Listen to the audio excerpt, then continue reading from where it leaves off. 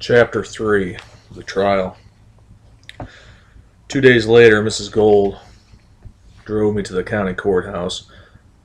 The ride began in total silence, and I sat on the far side by the door, staring at the scenery. We drove north on Highway 280 beside the aqueduct, same water reserve the family used to drive by on our way to Memorial Park years ago. Miss Gold finally broke the ice, explaining in a soft voice that today the judge would decide whether I was to become a permanent ward of the court or be returned to my mother's custody. I didn't understand the ward of the court part, but I knew what was returning to my mother's custody meant. I shivered at the last part of Miss Gold's sentence. I looked up at her, wondering whether I would be riding back with Miss Gold after court or in the back of Mother's station wagon. I asked Miss Gold whether there was a possibility of Mother taking me back with her today. Miss Gold reached out, patted my hand, and nodded. Yes. My head slumped forward. I didn't have the energy to resist anymore. I hadn't been able to sleep since our last meeting. The closer Miss Gold drove to the courthouse, the more I could feel myself slipping from her safety back into Mother's clutches. My hands formed into a tight fist. The countdown now began. I felt a soft caress on my left hand. My arms flew up to protect my face. It took a moment for me to realize that I was only daydreaming. I took a deep breath and nodded to myself, trying to calm myself down. "David," Miss Gold began, "listen to me very carefully. This is Pam talking, not Miss Gold, your social worker. Do you understand?" I let out a deep sigh. I knew we were only a few miles away from the courthouse. "Yes, ma'am. I understand. David, what your mother did to you was wrong. Very wrong. No child deserves to be treated like that. She's sick." Pam's voice was soft and calm, and she seemed on the verge of tears. "Remember Monday afternoon when I told you that one day, page 65, you'd have to make a decision? Well, today is that day. The decision you make today will affect you for the rest of your life. Only you can decide your fate. I've done all that I can do. Everyone's done what they can do. Your teachers, the school nurse, Aunt Mary, everyone. Now it's up to you. David, I see so much in you. You're a very brave young man. Not many children can tell their secret. Someday this whole experience will be behind you." Miss Gold stopped for a moment. "David, you're a very brave young man." "Well, I don't feel very brave, Miss Gold. I feel like a traitor." "David," Pam smiled, "you're not a traitor. And don't you forget it." "If she's sick," I asked, "then what about my other brothers? Are you going to help them too? What if she goes after one of them?" "Well, right now my only concern is you. I don't have any information that your mother was or is abusing your brothers. We have to start somewhere. Let's take this one step at a time. All right? And David," Miss Gold switched off the ignition. We had reached the courthouse. "Yes, ma'am?" "I want you to know that I love you." Page 66. I looked deep into Miss Gold's eyes. They were so pure. "I really do," she said, stroking the side of my cheek. I cried, and as I nodded my head, Miss Gold lifted my chin with her fingers. I pressed my head against her hand. I cried because I knew that in a few minutes I would betray Pam's love. Minutes later, we walked into the waiting room of the county courthouse, and Miss Gold grabbed my hand. Mother and the boys were waiting on one of the benches. Miss Gold nodded at Mother as the two of us walked by. I stole a glance. Mother was wearing a nice dress and had fixed up her hair. Ron had a cast on his leg. No one acknowledged my presence, but I could feel Mother's hate. Miss Gold and I sat down, waiting on our turn. The delay was unbearable. Burying my head under my right arm, I mumbled to Miss Gold, asking her for a pen and paper, and I proceeded to scribble a small note. "To Mother.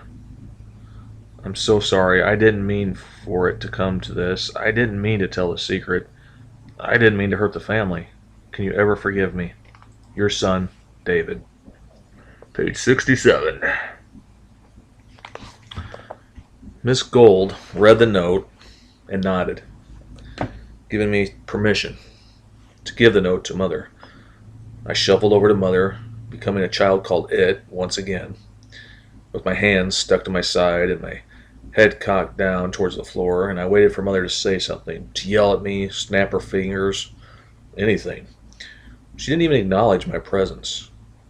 I inched my head upward, moving my eyes up her body, and stuck my hand out, holding my note. Mother snatched the paper, read it, and then tore it in half.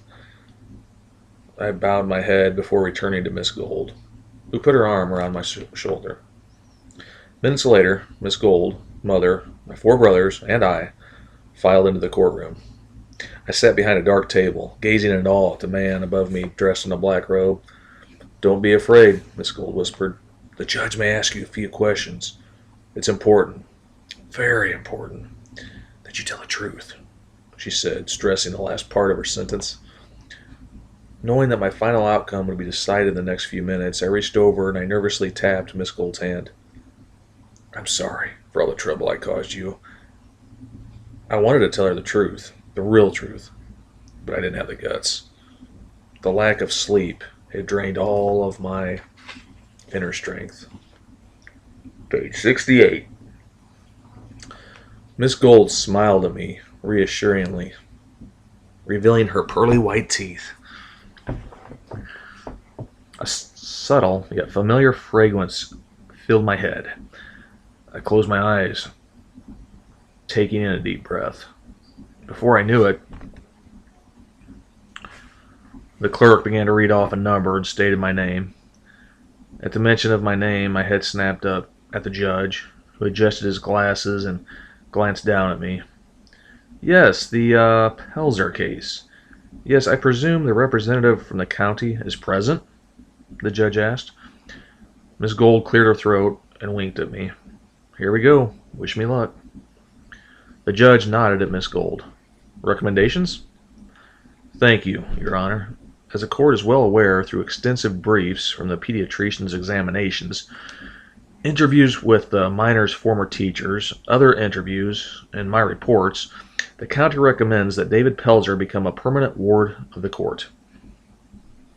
I stared up at Miss Gold, and I could barely make out her voice. I knew it was she who was talking, but her voice cracked. I glanced down at her skirt. Her knees were shaking. I clamped my eyes shut. "Oh my God," I said to myself as I opened my eyes. Page 69. Miss Gold returned to her seat, covering her trembling hands. "Mrs. Pelzer, is there anything you wish to state?" the judge asked. Every head swung to the right, stopping at Mother. At first I thought Mother did not hear the judge. She simply stared up at his bench with a blank expression, and after a few seconds I realized what Mother was trying to do. She was trying to stare that judge down. Mrs. Pelzer, do you wish to make a statement in regard to your son, David?" "I have nothing to say," Mother said in a flat tone. The judge rubbed his forehead, shook his head. "Fine. Thank you, Mrs. Pelzer. Duly noted." The judge then turned to Miss Gold. "This is a very disturbing, very unusual case, and I have read thoroughly all of the statements, and I have been troubled with I lost track of time as the judge began to ramble, and I felt myself shrinking inside. And I knew in a matter of minutes the proceedings would be over, and I would be back with Mother. I glanced over to the right to look at her. Mother's face was stone cold. I closed my eyes, visualizing myself back at the bottom of the stairs, sitting on top. Page 70. Of my hands, hungry like a starving animal. I didn't know whether I could go back to that life again. I only wanted to be free of the pain and then the indignity. "David," Miss Gold whispered as she poked me. "David, the judge wants you to stand up." I shook my thoughts clear. I had fallen asleep again. "What? I don't... Mrs. Gold grabbed my elbow. "Come on, David, the judge is waiting." I stared up at the judge, who nodded for me to stand. My throat felt as if an apple were stuck in it, and as I pushed my chair behind me, Miss Gold tapped my left hand. It's all right. Just tell the judge the truth. Well, young man, the judge began, what it boils down to is this. If the court so desires, and if you believe that your home setting is undesirable, you may become a permanent ward of the court, or you may return and reside with your mother at your home residence. My eyes grew wide. I couldn't believe that this moment had finally come. In unison, every person in the small room turned towards me. A lady with grayish-white hair held her fingers just above a strange-looking typewriter, and every time someone spoke, page 71, the lady tapped keys that looked like tongue depressors. I swallowed hard and clenched my hands. From the right, I could feel Mother's radar of hate turn on. I tried to look at the judge. I swallowed hard once more before I started to deliver my rehearsed line about how I had lied and that I had indeed caused all the problems at home and that Mother had never abused me. And from the corner of my right eye, I could see Mother's eyes locked onto me. Time stood still. I closed my eyes and I imagined myself being driven back to the house with the mother, where she would beat me and I would be forced to live at the bottom of the stairs, dreading the second set of commercials, wishing I could someday escape and become a normal kid who was allowed to be free of fear, to play outside. Without Mrs. Gold knowing, I turned to her and I inhaled again. Suddenly it hit me, Miss Gold's perfume. It was the same perfume she wore whenever she gave me a hug or held me as we lay at the end of the couch. I saw myself playing with her hair. My mind switched to seeing myself outside, laughing with the other children, playing basketball, searching for each other in a game of tag, and page 72, running at hypersonic speeds through Aunt Mary's home. Then, at the end of the day, being dragged in from outside after hunting for snakes or playing by the creek. I opened my eyes and I peeked at my hands. They were no longer red. In fact, my skin had a light tan.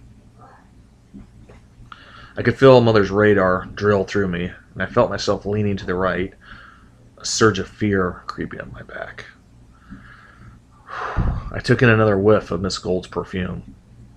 I held my breath for a fleeting second.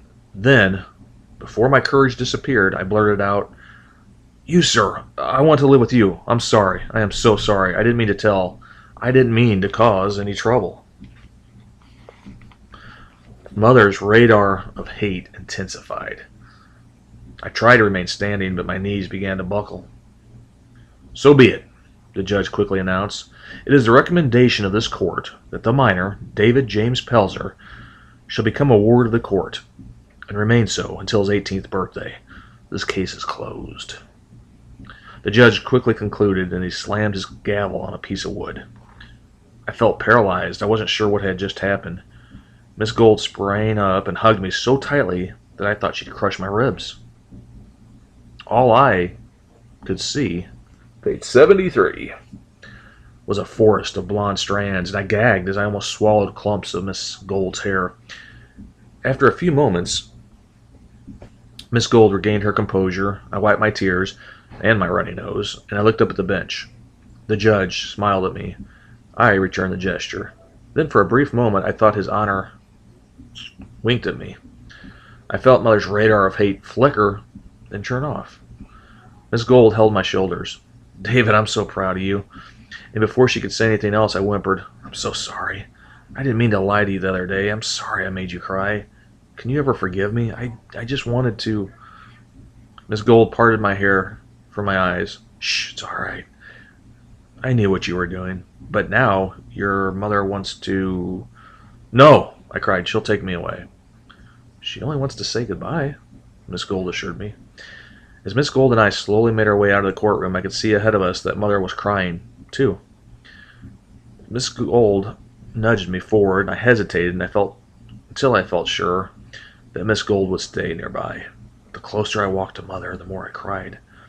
Part of me didn't want to leave her. Mother's arms opened wide, and I ran into them. Page 74. Mother hugged me as if I were a baby, and her feelings were sincere. Mother let go, took my hand, and led me to her car. I felt no fear. At the station wagon, Mother loaded me up with new clothes and lots of toys. I was astounded. My mouth hung open as Mother continued to fill my arms. My voice cracked as I said goodbye to my brothers, who shook their heads in response. I felt like a traitor, and I thought they hated me for exposing the family secret. "I'm going to miss you," Mother cried. Before I could think, I replied, "I'll miss you too." As happy as I was for the judge's decision, I became filled with sadness. I felt torn between my freedom and being separated from Mother and the family. Everything was too good to be true. My freedom, the new clothes, the toys. But the thing I cherished the most was the warmth of Mother's hug. "I'm so sorry about everything," I sobbed. "I really am. I didn't mean to tell." "It's not your..." Mother began. Her eyes changed. "It's all right." Mother's voice became firm. "Now listen to me. You have another chance. This is a new beginning for you. I want you to be a good boy." Page 75. "I will," I said as I wiped away my tears. "No," she stated in a cold voice. "I mean it. You have got to be a good boy. A better boy." I looked into her swollen eyes. I felt that Mother wanted the best for me. I realized that before Mother went into the courtroom, she had already predicted the outcome. "I'll be good. I'll try really hard," I said, as I squared my shoulders like I did back in the basement years ago. "I'll make you proud of me." "I'll try my best to make you proud." "That's not important," Mother stated. Before she sent me away, she gave me a final hug. "Have a happy life." I turned away, sniffling. I didn't look back. I thought about what Mother had last said. Have a happy life. I felt as if she were giving me away. I almost collapsed when I reached Miss Gold, who helped me load her car with my prized possessions. We stood together as Mother drove off. I waved to everyone, but only Mother returned my gesture. Her window was rolled up, but I watched Mother's lips as she repeated, "Have a happy life." "How about an ice cream?" Miss Gold asked, breaking the tension. I stood up straight and smiled. "Yes, ma'am." Page 76. Pam gently took my hand, wrapping her long fingers around mine, led me to the cafeteria. We strolled past the other cars and a few scattered trees. I caught a whiff of the tree's scent, and then I stopped to gaze at the sun. I stood still for a moment, taking in my surroundings. A soft wind blew through my hair. I didn't shiver. The grass was a bright yellow-green. I knew that my world was different now. Miss Gold stopped to look at the sun, too. "David, are you going to be all right?" "Yes," I smiled. "I just don't want to forget this. This is the first day of the rest of my life." All right, so that's the end of chapter 3. And even though the judge decided that he doesn't have to be with his mother anymore, his problems are far from over. Chapter 4 will be in the foster home, but things will be far from perfect. And maybe Mother will appear again in this book. So more about David and his experiences in the foster home, chapter 4, coming up soon.